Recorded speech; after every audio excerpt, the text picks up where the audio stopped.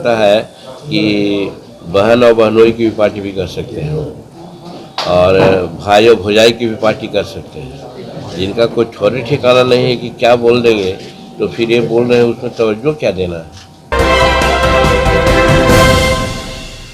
नमस्कार, देख रहे हैं आप सिटी पोस्ट लाइव और मैं हूं आपके साथ पूजा शर्मा। बिहार के पूर्व मुख्यमंत्री जीतन राम मांझी 23 फरवरी को बापू सभागार में पंचायत स्तरीय सम्मेलन करने जा रहे हैं, जिसकी जानकारी प्रेस वार्ता के माध्यम से देते हुए नजर आए जीतन राम मांझी। इस दौरान उन्होंने कहा कि इस कार्यक्रम के माध्यम से लोगों को केंद्र तक कैसे लाया जाए, इसकी तकनीक बताई जाएगी। इसी के साथ साथ तेजस्वी यादव के जन विश्वास यात्रा पर जबरदस्त हमलावर नजर आए और कहते हुए नजर आए कि अभी सदन चल रहा है और सदन छोड़कर तेजस्वी यादव इधर उधर घूम रहे हैं और घटिया बात कह रहे हैं कि 17 महीनों में उन्होंने नौकरी दी है। ये कैसे हो सकता है? नीतीश कुमार का दायित्व है, मुख्यमंत्री का यह दायित्व होता है नौकरी देने का। तेजस्वी यादव तो केवल मंत्री थे, वो नौकरी कैसे दे सकते हैं?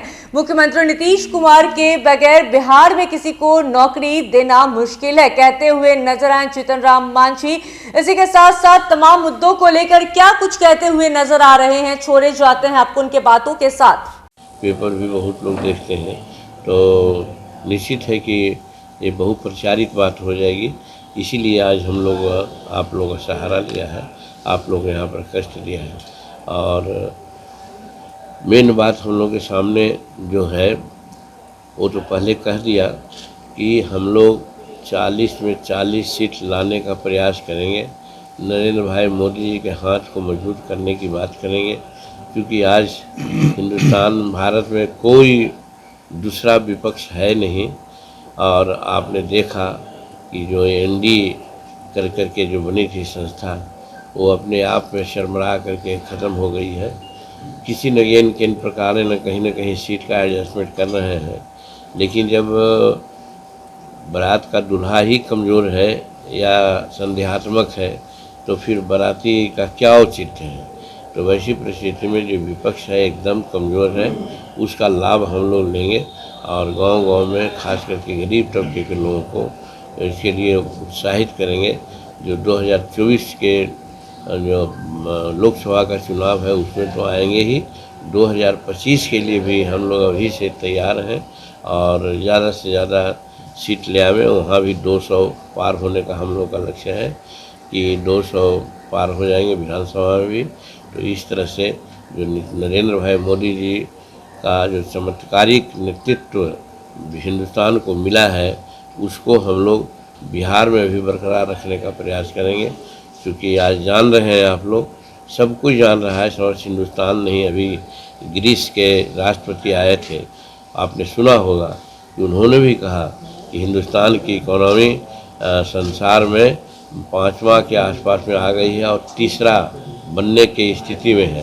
तो कहने का मतलब सब कोई समझ रहे हैं कि हिंदुस्तान बढ़ता हुआ हिंदुस्तान है, चाहे साइंस एंड टेक्नोलॉजी का मामला हो या फिर आर्थिक बात हो, या फिर ऐसा देखा होगा आप लोगों ने कि G20 की बैठक में काफ़ी लोग आए और सब लोग नरेंद्र भाई मोदी जी के नेतृत्व को स्वीकार किया और एक लीडर के रूप में नरेंद्र भाई मोदी जी अपना वहाँ पर काम किए।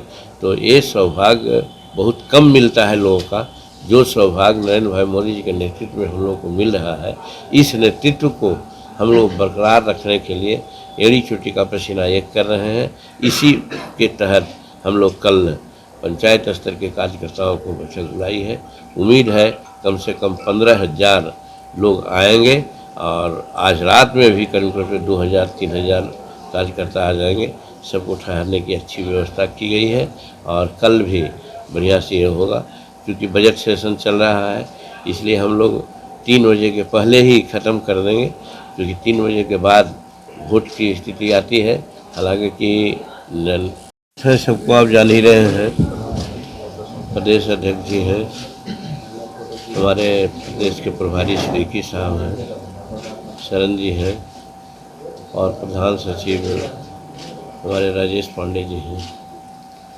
आज का सिर्फ और सिर्फ मकसद ये है कि कल 23 तारीख को हम लोग बिहार के जो पटना के जो बापू सभागार है उसमें एक पंचायत स्तरीय सम्मेलन कर रहे थे और ये बहुत पहले से संभावित था। इसकी तैयारी हम लोग कर रहे थे।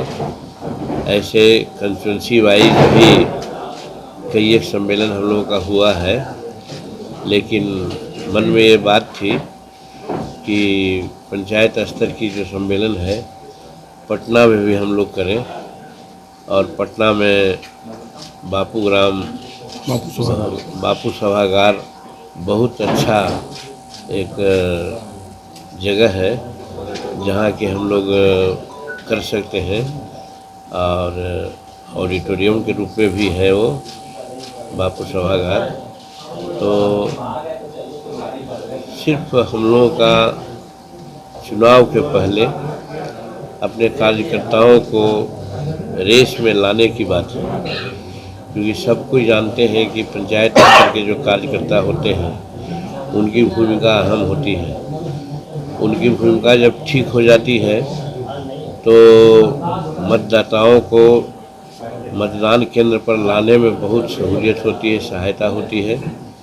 क्योंकि हमारे मतदाता आप जानते हैं कि गरीब होते हैं और गरीब तबके के लोगों के सामने बहुत भारी समस्या होती है।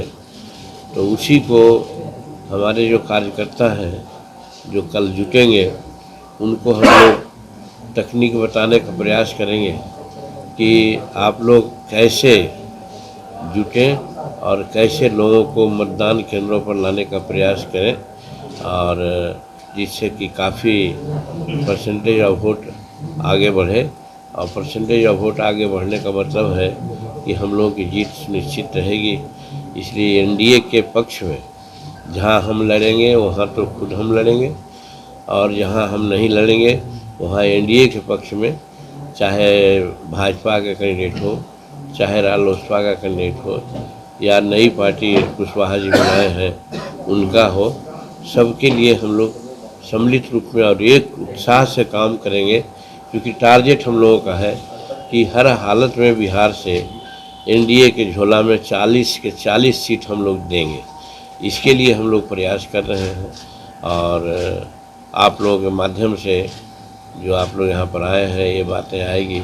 ऐसे तो प्रचारित है, सब जगह हमारे लोग गए हैं, सब तैयारी में हैं। कहीं कोई बस से आ रहे हैं, कहीं कोई ट्रेन से आ रहे हैं, कहीं और अपनी छोटी गाड़ियों से आ रहे हैं, सब अपने संसाधन से पहुंच रहे हैं तो है। लेकिन उसके बावजूद भी कुछ लोग जिनको जानकारी नहीं है, आप लोगों के माध्यम से जो पेपरों में आएगी बात या चैनल में बात आएगी, तो चूँकि आजकल हो सकता है कि बहन और बहनोई की भी पार्टी भी कर सकते हैं और भाई और भौजाई की भी पार्टी कर सकते हैं। जिनका कोई ठौरे ठिकाना नहीं है कि क्या बोल देंगे, तो फिर ये बोल रहे हैं उसमें तवज्जो क्या देना है। इंडिया अलायंस की सीट बंटवारों पर आप लोग सवाल उठाते रहते हैं, आप लोग का भी तस्वीर अभी तक साफ नहीं हुआ है। सवाल है इंडिया से हमको मतलब क्या है? इंडिया जो भी अपना करें उससे हमको कोई मतलब नहीं। हम लोग एनडीए के पार्टनर हैं। एनडीए में सब लोग एक साथ बैठेंगे और बैठने के बाद इस पर डिसीजन होगा। यहाँ जो भी डिसीजन होगा सब में मान्य होगा और ठीक ढंग से हम लोग चुनाव लड़ेंगे, जिससे कि हम लोग 400 के 400 सीट झोला में दे दें नरेंद्र भाई मोदी।